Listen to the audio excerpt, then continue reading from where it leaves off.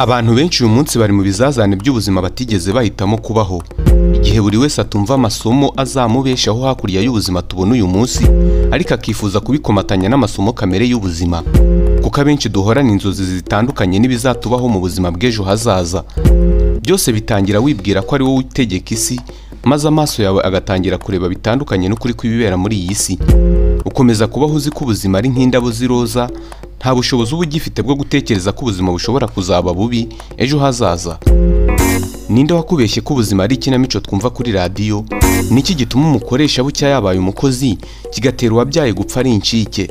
Niki gihindura imibereho y'umuntu kugeza ubwo wari wariswe ingumba mu mudugudu bucya yabyaye impanga? Iryo ni isomo ry'ubuzima, kandi rikeneye inararibonye mu buzima. Ngaho nyobora mbaze nde aya mayobera y'ubuzima? Baza umusaza. Your faith has saved you.